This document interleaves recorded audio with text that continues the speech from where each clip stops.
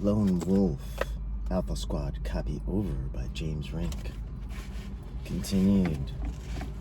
Chapter 14, Club Orion. In 2010, I met Adam, who was 17 at the time. One of his friends watched my Super Soldiers videos and thought we might have something in common. For starters, we both have the same middle name, Michael. And if you saw him, you could even say he was a blood relative of mine. Adam remembers very little of his childhood before the age of 11. But what he does remember was very unusual, to say the least. He told me that sometimes late at night, a black limo would come pick up his father and return him before the morning. His dad worked as a roofer, so all this was kind of odd. One time, Adam remembers his father coming home drunk and hysterical, claiming he killed someone. The next morning, his father claimed to remember nothing from the night before, so his mother thought he was joking. Adam asked me to let one of my clairvoyant friends look into this. Apparently, his father was going to meetings of the Blue Order of the Illuminati. They are somehow connected to the Eye of Ra, Greys, reptilians, black magic, and necromancy, which is the science of bringing back people from the dead. He also saw his dad working on cybernetics, which I assume was for the covert government. And more interestingly, my friend saw Adam as Agent Dreadnought, 6th Gen super soldier, sniper, and explosive expert. I believe this is done in cloned avatars because both of us are short and aren't exactly built for the operations they would use us in. Adam seems to have memories of me shapeshifting, and he remembers himself even bigger and more muscular. After relaying this information back to Adam, I inquire if he had any unusual abilities. He told me he can fight guys who weigh 200 pounds more than he does. He said he had dreams of being cloned and being sent elsewhere in these cloned bodies. He has a strong sixth sense, and for some reason, he is able to sense when someone is about to attack.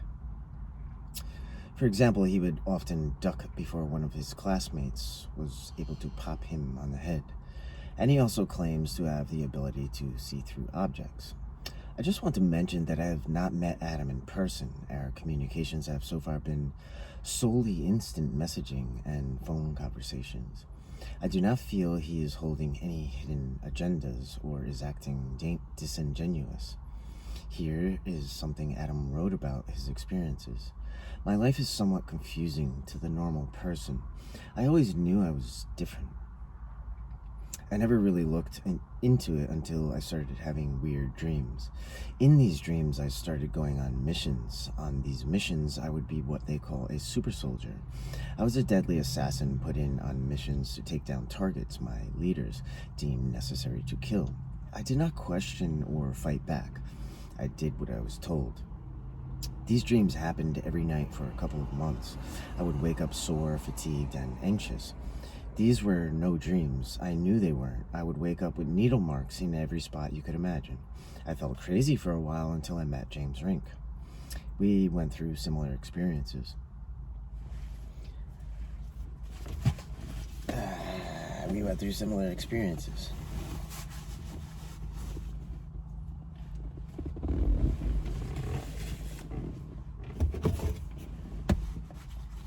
As we shared stories of our experiences with each other, we started opening new doorways.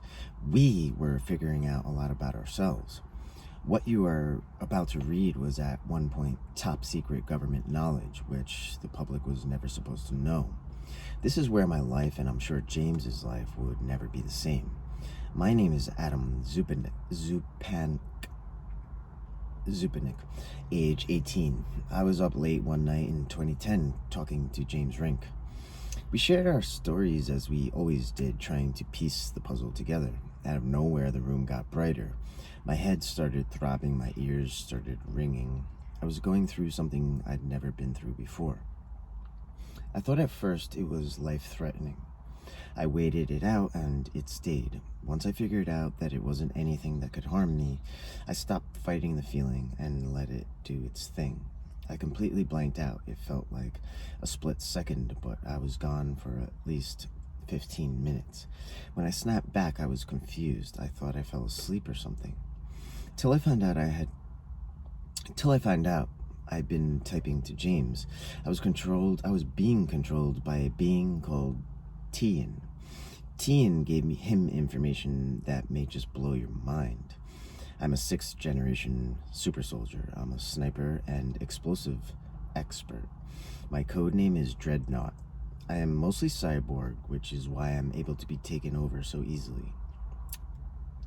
Anyway, more about Tian. Tian is my creator. He is a 12-foot tall reptilian. He created me in hopes of making a better, more efficient machine. He traded me in to the government, which ended up using me for my abilities. With that said, now let's get back to that one particular night in September 2010. It began with me making a joke about how the government wanted to give me an upgrade. And as soon as I said that, Adam felt his room getting brighter and his ears began to ring. Then I saw some kind of code in my head. I felt like gibberish, but I typed it out anyway. James. Alpha Omicron, typing unit 99753. Here now, Syrups Nevin. After reading the code, Adam says he felt drugged and a sharp pain was moving down his ribs and back. At that point, Adam heard a deep voice in his head and told me someone was taking over his fingers. He then typed the following message. Adam, you are one of many super soldiers who couldn't understand. They are fighting under the temple of time and space. Time to show you your true being, the one that kills and frees the darkness within the enemy undergrounds. You're speaking with Tian, don't forget that. You two are beings of the galactic square, where all life come forth to manifest into bigger life. As we talk into the night, Adam switches off and Tian takes over, using his body to communicate with me. At first I wasn't sure what was going on. I had no idea who Tian was. So I played along and asked him, James, does that mean we are Elohim? Adam, yes, it is bright one. It is bright one. It's also a place in your heart. It's a bright one. It's also a place in your heart. You always know about it. James, is that the same as the Supremes? When Lucifer told me I was. What? Adam, no, not the same thing. You know exactly what I'm talking about. You've met me. James, met you where? You anger me as you can't remember, but they take my memories away. You are part of the Orion Club organization. Assignment tonight, soon you will see. Pay attention to the story and you will remember it. Trust me, pay attention to the things that are going to happen. You will see tonight. I'm trying to keep this kid conscious. I want him to know also. He's fighting way too much. It angers me, but I found the opportunity to tell you through the kid. So what is the mission? What is this mission? Your mission. It's going to be a great one tonight. It's a personal assignment, and you will remember only if you choose to watch the story. I cannot explain more. I'm sorry for this. I don't feel safe in this body. We will speak again soon. 54363. Okie dokie, 54363, over and out. Adam comes back online and doesn't remember a thing. At the time, I was unsure what was going on. But now I feel that Adam was probably taken over by some extraterrestrial being who claimed to know me. The number 54363 has come up before. I believe this is my designation or dog tag number of some sort. Orion is the native reptilian planetary system, in case you didn't know that. By the way, I don't remember going on any missions that particular night. Later in the evening, Adam is getting freaked out. He tells me there is a black van that keeps driving by his house. I give him my phone number, but every time he calls, his phone shuts off. So I called him. On the phone, he informs me he is home alone and there are two men with crowbars at his front door trying to break in. not sure what to do.